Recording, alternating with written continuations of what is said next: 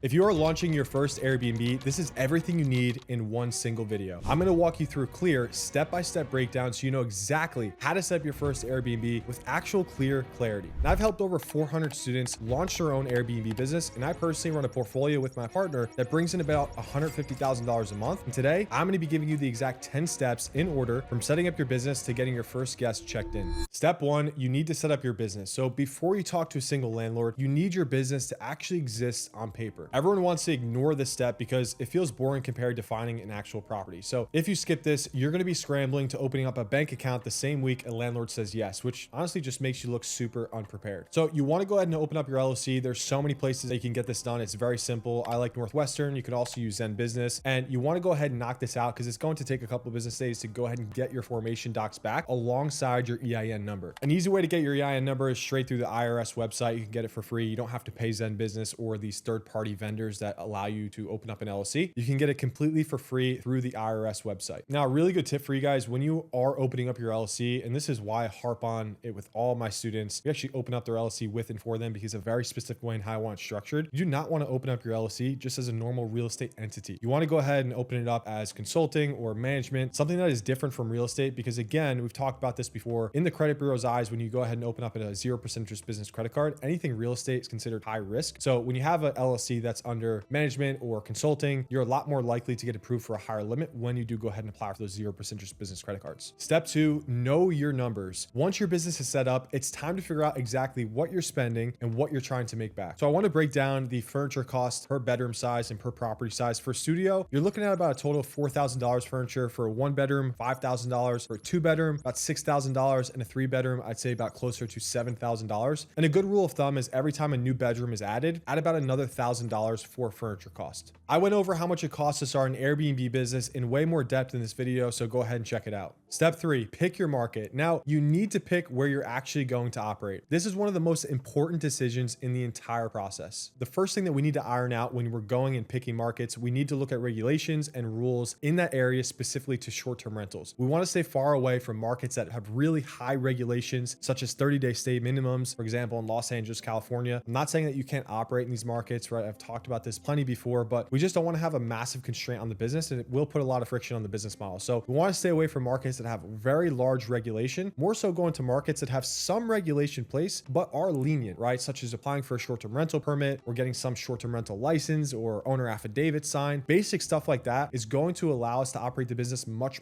smoother. And to be frank with you guys, I know a lot of people say, go to a market where there's no regulation at all. That's good, okay? But you are going to run to the risk, maybe at any point where the city or the state can turn and flip a switch and say, hey, this is what we're implementing for short-term rentals. And to be frank, that's the last thing you want. If you have a large portfolio, you have a lot of properties there, and they flip a switch saying, oh, we're going to put 30-day stay minimums. It's just going to put a lot of strain on the business model. So I steer all my clients and myself, all new markets that I look into, I go into markets that have some sort of regulation in place already, because we know that they're not going to change those regulations and it's way less likely. Now, once we go ahead and iron regulations, we want to look at zoning as well, because even though markets with little regulation that we can abide by, we have to make sure that we are in the right zoning for short-term rentals. And a good way of doing this is calling the SOS, the Secretary of State. They'll give you a really clear map of the zoning of the entire state or the entire city of where you can actually operate short-term rentals. It's the easiest way to find out that information, but we do want to do that immediately after figuring out the regulations, pretty much in the same category, but we do also want to iron out the zoning. Just to give you guys some really good examples of cities like Raleigh, North Carolina, Durham, North Carolina, you got Charlotte, North Carolina, Mesa, Arizona, Birmingham, Alabama, right? We've talked about these markets before in previous videos. These are a couple of markets off the top of my head that have some sort of regulation in place, but if you look into it, you'll be able to tell that it's nothing crazy like 30-day stay minimums or nothing like that. Now, as we're going deeper again into these markets, we need to look, okay, what is attracting these corporate professionals here? What hospitals are there? Is there massive Amazon warehouses? Is there military bases? Or what's driving massive corporate demand here? And then we want to start looking at properties that is going to be the closest to those tourist areas. You don't need to be a 5-minute walk away, right? I always use the rule of thumb of being a 20-minute drive or a 30-minute drive at most for these people to commute to these areas that they're actually coming to the market for. That's a really good fundamental way of building and picking out markets to see where you're going to go into. Regulation, zoning, and then identifying what is going to be there and allow you to grow as you serve corporate professionals. Get this step right, and you're going to save yourself a ton of time, a ton of headaches, and money down the road. You also will put yourself in a position to profit $800 to $1,000 per bedroom every month. Step four is going to be pitching landlords. This is probably the hardest step to pull off, but it's the most important one. You can have the perfect market and the perfect budget, but none of that matters if you don't pitch enough landlords and learn how to get them to say yes. So pitching landlords is going to be a science, okay? It takes time to learn. The more reps you have, the more pitches you go on, the tours for properties, the better that you're going to get at speaking to landlords, property management groups, and apartment complexes to begin with. The best way of doing this is going to be calling them over the phone at first, asking if they allow corporate leases or if they're open to them at first. And if they say yes, you're going to immediately segue into scheduling an in-person tour, okay? You can pitch people over the phone, the entire process, the entire pitch, but you are going to have a way higher success rate closing these deals in person. So I teach all my clients and all my students to first call your leads from your lead list and make sure that they allow corporate leases. And if you get that yes, then you immediately segue into scheduling an in-person tour, where then you could go and start explaining the business model to see if they're going to be open to giving you the property. Now, if they immediately say no, that they don't allow corporate leases or they're not open to it, you're going to immediately DQ that off your lead list. It is not worth explaining to them or trying to get them to buy into corporate leases. There are way more other opportunities and other properties out there that will allow corporate leases. So that is the first basically disqualifying question that we want to ask. And then we could immediately go into segueing for a tour, going to in person and explain the business model. Once you go in person, explain the business model, we are not trying to sell them on the business. We are just explaining, hey, we're a corporate housing company. We're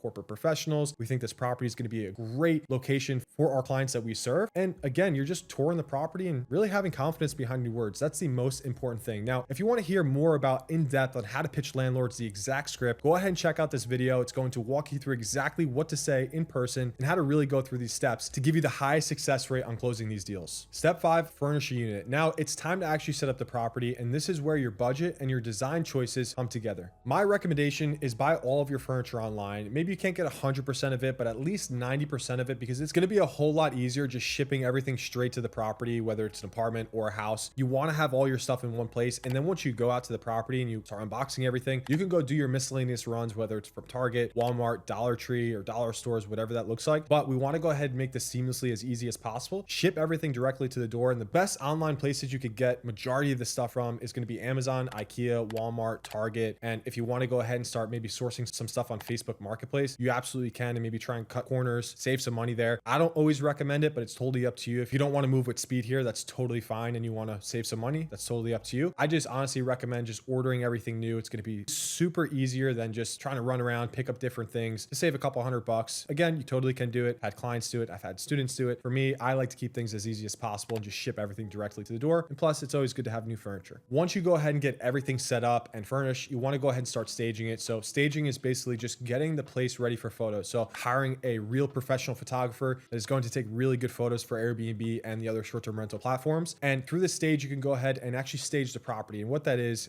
maybe putting some plates out, some bowls, right? Make it look professional on the dining table, or maybe just putting the towels on the bed, right? To make the photos really stand out and pop. And that gives it that luxury feeling. So you want to go ahead and stage the unit a little bit, get that professional photographer in there, and then you'll be good to go. And if you want help getting your first property off the ground, instead of doing this alone, book a call with our team. We'll build out this entire plan with you. Step 6, build your team. You're not going to live anywhere near your property, which means that you need people on the ground who can maintain it. If you try to handle it all yourself from another city, you're going to burn out fast or miss something important. You need 2 key roles as a boots on the ground team. Now, your boots on the ground team is by far the backbone of the business. So you're going to need a really good cleaner that's reliable and a handyman that you can call and basically use in your back pocket, just in case there's anything small that goes wrong in the property that we can send our handyman over there, fix it, like a clogged toilet or light bulbs that need to be replaced that we don't want to bother the landlord or the apartment complex with. That's what the handyman is for. And again, these people are the backbone of your business because they're going to be going in and out of the property way more than you are. So having a reliable cleaner, having a good handyman that is on call is by far the most important part of this business, because this is real estate, guys. There's going to be some small things that happen that may go wrong. You want to have a really good boots on the ground team that you can call at any point in time and handle these issues as they arise. A really good rule of thumb when building out cleaners is 2 things. You want to cast this vision. Okay, and I'm going to tell you guys this. When you're hiring cleaners, they probably clean for many hosts. So if you're just starting your Airbnb company and you only have 1, maybe even 2 properties, you're not going to be able to give them enough full-time work for them to fully just clean for you. Anyone that knows business, the employee that gets paid the most or gets the most work, well, they're going to be the most reliable to that host that gives them those opportunities. So you want to cast this vision, right? When you're first starting your business, on painting the picture on where you plan on scaling the portfolio to, how many properties you plan on having, because you want to get them to buy into your company. Because to be honest with you guys, the best way to build a really good, reliable cleaning team is having cleaners that only clean for you, but it's nearly impossible to do that in the beginning until you have 5, 10, 15 properties, okay? You have to be able to cast this vision once you find a really good cleaner. And in the beginning, it's okay if they clean for a couple of different hosts, but you want to fill them in on where you plan to bring the business to, so you get them to buy into your company and actually be reliable to you as you scale your own portfolio. You want to go ahead and pay your cleaner per job, not per hour, because if you're paying them hourly, it may give them an incentive to maybe go a little bit slower than they should be going, you want to go ahead and just pay them per turn or per project. Another really good rule of thumb that I just want to add in there is cleaners know people. They usually know handymen. Handymen usually know other cleaners, right? Sometimes the cleaner's husband, right, is a really good handyman, or vice versa, right? So you want to go ahead and network with these cleaners, and usually they know really good people, maybe more cleaners or really good handymen in the area that can basically plug and play and help you build those teams. Get these two people in place and the property will run itself even though you're not there. It's going to help you catch problems early, guests taken care of, and you're going to stop feeling like you have to do everything yourself. Step 7, set up your softwares. This step turns your Airbnb into a business that runs without you glued to your phone all day. So we're going to talk about 3 key softwares. The first one is going to be Hospitable. Hospitable is going to be the property management software, and that is going to allow you to set up the automated messages. So you're going to send your welcome message through there, your check-in message, your checkout messages, everything that needs to go to a guest throughout their stay to have a really good smooth check-in, but also have a wonderful reservation with you entirely. So Hospitable is super important. That is going to handle all of your guest communication, and it's essentially going to be the hub of your entire business when you're listed on multiple different platforms like VRBO and Booking.com aside from Airbnb. The next software is going to be Price Labs. Price Labs is going to run all your pricing. Again, we talked about this before, extremely crucial. It is the dynamic pricing software that we need to use. A lot of people have this misconception of running all their pricing through Airbnb. Guys, we don't want to use any of Airbnb's pricing other than its rule sets or the discounts that you can manually set on the Airbnb platform itself. Everything else is going to be overridden from Price Labs, and that's what's going to allow you to hit high occupancy rates and be extremely profitable. So Price Labs is really, really important. That is a really good software that you need to implement right away. The third software is going to be Turno. Turno is also really crucial. This is where you're going to run your entire cleaning system from. So it's going to automate your entire cleaning schedule. So it'll hook up to Airbnb. Every time you get bookings that come in, your cleaners will get notified and they'll have their own calendar. And they'll know what property to show up at what time and what day of the week. This way it's entirely automated. The whole point of these systems, guys, just so you understand, is your time, focus, and energy should not be going into these miscellaneous tasks on how to run the portfolio. Your time, focus, and energy needs to go into calling more landlords, landing more deals, and creating more relationships. That is the revenue generating task of this company. So we need to implement these automations, and that's what's going to allow yourself to pull out of the business and work on it instead of inside it. So extremely, extremely crucial. Step 8, go live. Now that your property is furnished, your team is in place, and your softwares are set up, it's time to actually go live. So super simple. You want to go ahead and open up an Airbnb account. It has to be a hosting account. Okay, so you can actually host your property and list it. This is actually a really exciting part because you're listing the property up on Airbnb, and it's super fun, right? You should congratulate yourself. The hard part is behind you. You set up the systems, you furnish the property, you built the team. Now it's actually time to start stacking and booking. So you want to go ahead, open up a hosting account, and then you could go ahead and start filling out the bedroom size, filling out the listing description, making the title of the property, and actually just give a really good understanding of the property that you're offering to these people. And once you go ahead and create this listing, then you could go ahead and start syncing up those softwares. It's a very easy step. It's basically 2 clicks of a button. Once you have those software set up, you just want to integrate them to Airbnb so everything is correspondingly synced up. And that's what's going to allow you to have those softwares and automations start firing alongside with the Airbnb platform. Another thing that I want to throw in there for you guys, a lot of people will go ahead and make their listing and then go live with it. And then they go to search for it as if they were trying to book it as a guest and they don't see it come up on the platform. Guys, just so you understand, once you do go live with the property, Airbnb does have to actually approve the listing. So it is going to go through their backend system, make sure it's actually a legit property, right? And all that good stuff. So if you don't see it right away, do not freak out. It has to go through the backend process of Airbnb so they can approve it. This process usually takes about 24 hours until you will see it, and boom, bookings will start rolling in. Step 9, handle your first guest. Your listing is live and now your first guest is about to book. This is where everything that you set up actually gets used for the first time. Here are some really good beginning first lessons that you want to understand when going live and hosting your first guest, and that's response time. You always want to respond in the first few minutes, especially your first few bookings. All right, we talked about this a couple times. Response time is what's going to allow you to get closer to superhost status and actually build a really good reputation and build those 5-star stays on Airbnb. So a really good practice is going to be ready to respond to guests. Be ready to respond to the questions that they have. This is a really good time to collect the data because sometimes there may be things that you need to implement into your automations or add to your property that you may be missed. So those first bookings, especially in the beginning, are going to be extremely crucial. So